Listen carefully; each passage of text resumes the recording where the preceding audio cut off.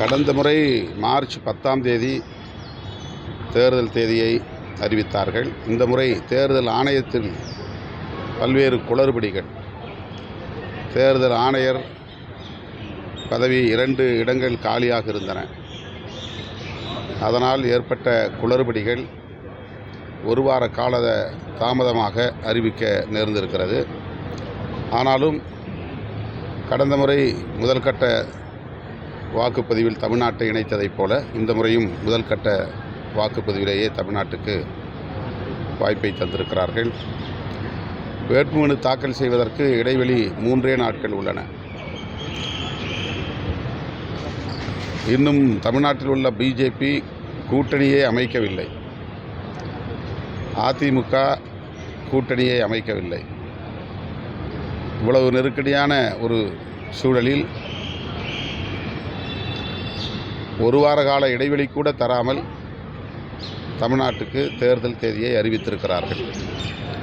வட மாநிலங்களில் மகாராஷ்டிரா உள்ளிட்ட பல மாநிலங்களில், பீகார், உத்தரப்பிரதேஷ் போன்ற ஒரே மாநிலங்களில் 3 அல்லது 4 கட்ட தேர்தல்களை, 7 கட்ட தேர்தல் கூட ஒரு சில மாநிலங்களில் அறிவித்திருக்கிறார்கள். தமிழ்நாட்டில் ஒரே நாள் ஒரே கட்ட வாக்குப்பதிவு. இதில் ஏதோ அரசியல் தலையீடு இருப்பதை உணர முடிகிறது. தமிழ்நாட்டை குறிவைத்து தான் அரசியல் காய்களை நகர்த்துகிறார்கள் என்பதற்கு தேர்தல் ஆணையத்தின் அறிவிப்பே நமக்கு ஒரு சான்றாக இருக்கிறது. அடுத்து, எதிர்க்கட்சிகள் விடுத்த கோரிக்கையை, பொதுமக்களின் கோரிக்கையை ஒரு பொருட்டாக மதிக்கவில்லை தேர்தல் ஆணையம். மின்னணு வாக்குப்பதிவு எந்திரங்களோடு விவிபேட் ஒப்புகை சீட்டு எந்திரங்களையும் 100 விழுக்காடு இணைத்து அந்த ஒப்புகை சீட்டுகளை எண்ணி தேர்தல் முடிவுகளை அறிவிக்க வேண்டும் என்ற கோரிக்கை கட்சி சார்பற்ற ஜனநாயக சக்திகளின் நீண்ட நாள் கோரிக்கையாகும். தொடர்ந்து அதை வலியுறுத்தி போராடி வந்திருக்கிறார்கள். இந்தியா கூட்டணியும் இந்த தீர்மானத்தை நிறைவேற்றியிருக்கிறது. ஆனால் தேர்தல் ஆணையம் அதை ஒரு பொருட்டாகவே எடுத்துக்கொள்ளவில்லை. அது குறித்து எந்த விளக்கத்தையும் தரவில்லை. செய்தியாளர்கள் எழுப்பிய கேள்விக்கு கூட தலைமை தேர்தல் ஆணையர் பதில் சொல்லாமலேயே கடந்து போகிறார். 3வது, முதல் கட்ட வாக்குப்பதிவுக்கும் 7ஆம் கட்ட வாக்குப்பதிவுக்கும் மிகப்பெரிய இடைவெளி இருக்கிறது. வாக்கு எண்ணிக்கை நாள், வாக்குப்பதிவு முதற்கட்ட வாக்குப்பதிவு நாள் 2க்கும் இடையில் 45 நாட்கள் உள்ளன.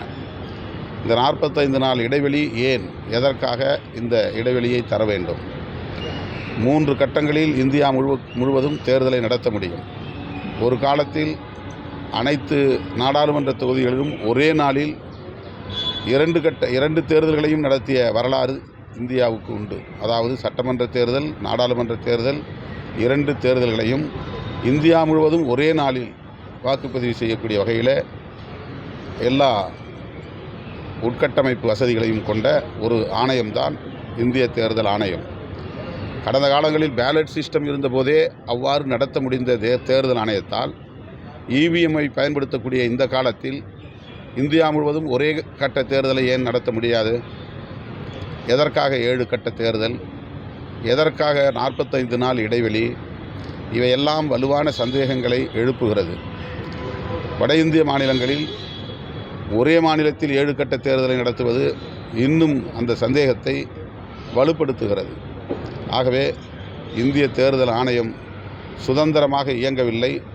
தலைமை தேர்தல் ஆணையர் உள்ளிட்ட அனைத்து ஆணையர்களும் இன்றைய சங் பரிவார்களின் அரசுக்கு கட்டுப்பட்டு செயல்படுகிறார்கள் என்கிற போது தேர்தல் ஆணையத்தின் மீதே நம்பிக்கை இல்லை, நம்பகத்தன்மை இல்லை என்பதை விடுதலை சிறுத்தைகள் கட்சி வலியுறுத்துகிறது.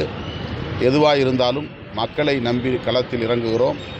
மக்கள் 100 விழுக்காடு வாக்குப்பதிவுக்கு வர வேண்டும். 67 விழுக்காடு என்கிற வகையிலே வாக்குப்பதிவு இருக்கக்கூடாது. இந்த தேர்தல் நாட்டை பாதுகாப்பதற்கான ஒரு கருத்தியல் யுத்தத்தை சந்திக்கிற தேர்தலாக இருக்கிறது. எனவே வாக்காளர்கள்தான் நாட்டை காப்பாற்றியாக வேண்டும். இவர்களின் சூழ்ச்சியிலிருந்து நாட்டை மீட்பதற்கு 100 விழுக்காடு வாக்குப்பதிவு அவசியமானது. ஆகவே தேர்தல் ஆணையத்தை நம்பி நாம் களமிறங்கவில்லை, மக்களை நம்பி களமிறங்குகிறோம். தேர்தல் பத்திரம் மூலயமா அனைத்து கட்சியும் நிதி வாங்கியிருக்காங்க. ஆனால் முக்கியமாக பாஜக மட்டும் குறை சொல்கிறாங்க. அவங்களை யாரும் கேள்வி எழுப்புறதுன்னு சொல்லி தான் அண்ணாமலை குற்றச்சாட்டு. பாஜக தான் இதில் முன்னணியில் இருக்கிறது. ஒட்டுமொத்தமான வசூலில் 47 விழுக்காடு அளவுக்கு நன்கொடை என்கிற பெயரில் கார்ப்பரேட் நிறுவனங்களை மிரட்டி கருப்பு பணத்தை எல்லாம் வெள்ளை பணமாக வசூலித்து வைத்திருப்பது பாஜக தான். அவர்கள் தேர்தல் பத்திரங்களின் மூலம் வசூலித்த தொகையே 6000 கோடிக்கு மேல் என்று சொன்னால் வெளியே தெரிந்திருப்பது. தேர்தல் பத்திரம் அல்லாமல் அவர்கள் கருப்பு பணமாக எத்தனை ஆயிரம் கோடியை வசூலித்திருப்பார்கள் என்று யூகிக்க முடிகிறது. இந்த தேர்தல் பத்திரங்களை விற்பனை செய்த கார்ப்பரேட் நிறுவனங்களில் அதானியின் நிறுவனம் ஏன் இடம்பெறவில்லை, அம்பானியின் நிறுவனம் ஏன் இடம்பெறவில்லை? தேர்தல் நன்கொடை தரக்கூடிய அளவுக்கு அதானியும் அம்பானியும் பணக்காரர்கள் இல்லையா? லாபத்தில் அவர்கள் கம்பெனி இயங்கவில்லையா என்ற கேள்வி எழுகிறது. இதுவெல்லாம் அவர்களின் சூதாட்டம் என்பதை மக்கள் இன்றைக்கு உணர்ந்திருக்கிறார்கள். எந்த கம்பெனி யாருக்கு எவ்வளவு அளித்தது என்பதை இன்றோ நாளையோ வெளியிட இருக்கிறார்கள் என்று நம்புகிறோம். அப்போது உண்மை தெரிந்துவிடும். பாஜகவின் முகத்திரை கிழியும். தேர்தல் பத்திரம் மூலயமா கருப்பு பணம் ஒழிக்கப்படுதுன்னு சொல்லிட்டு அமித்ஷா சொல்லியிருக்காங்க. இது மக்களை ஏய்க்கிற ஒரு மாய்மால வார்த்தை ஜாலம். அப்படி கருப்பு பணத்தை ஒழிப்பதற்கு தேர்தல் பத்திரம்தான் ஒரு வழிமுறை என்றால் அதைவிட நேர்மையற்ற ஒரு அரசியல் எதுவும் இருக்க முடியாது. தேர்தல் பத்திரங்களின் மூலம் மேலும் மேலும் ஊழலை வளர்ப்பதற்கு, வெளிப்படையாக சட்டப்பூர்வமாக ஊழலை வளர்ப்பதற்கு இது வழிவகுக்கிறது. எல்லா கார்ப்பரேட் நிறுவனங்களையும் சுதந்திரமாக எவ்வளவு வேண்டுமானாலும் நீங்கள் கொள்ளையடித்து கொள்ளலாம், லாபம் ஈட்டிக் கொள்ளலாம். அதிலே எங்களுக்கு ஒரு சதவீதம் சட்டப்பூர்வமாக நீங்கள் தரலாம், அதை செலவு கணக்கிலே நீங்கள் வைத்துக்கொள்ளலாம், மொத்த லாபத்திற்கும் நீங்கள் வரி கட்ட வேண்டியது இல்லை என்று அவர்களுக்கு சுதந்திரம் அளிக்கக்கூடிய வகையில் தேர்தல் பத்திரம் முறை இருப்பதனால்தான் உச்சநீதிமன்றம் அதனை செல்லாது என்று அறிவித்திருக்கிறது. இவர்கள் வாங்கிய பணத்தை மீண்டும் அந்தந்த கார்ப்பரேட் நிறுவனங்களுக்கே திருப்பிச் செலுத்த வேண்டும் என்றும் ஆணையிட்டிருக்கிறது. அவர் மூலியமாக தான் கருப்பு பணம் அதிகமாக சொல்லிட்டு அண்ணாமலை அவரை விசாரணை நிறுவனங்கள் விசாரித்து கொண்டிருக்கின்றன. விசாரணையில் அப்படி இருந்தால் அவர்கள் சட்டப்பூர்வமான நடவடிக்கை எடுக்கட்டும். எங்கள் கட்சியில் அவர் ஒரு தொண்டர், ஒரு பொறுப்பாளர், அவ்வளவுதான். இது ஒரு யூகமான கேள்வி. முதல்ல விசாரணை நிறுவனங்கள் செய்யட்டும். குற்றம் செய்யப்பட்டிருப்பது உண்மையாக இருந்தால் அவர்கள் நடவடிக்கை எடுக்கட்டும். அதில் நாங்கள் யாரும் தலையிட மாட்டோம். அது நாங்கள் 2 நாளில் போய்ட்டு நான் மும்பைக்கு போகிறேன். ராகுல் காந்தி அவர்கள் பாரத் ஜோடோ நியாய யாத்திராவை இன்றைக்கு நிறைவு செய்கிறார். இந்தியா கூட்டணியை சார்ந்த 28 கட்சி தலைவர்களும் அழைக்கப்பட்டிருக்கிறார்கள்.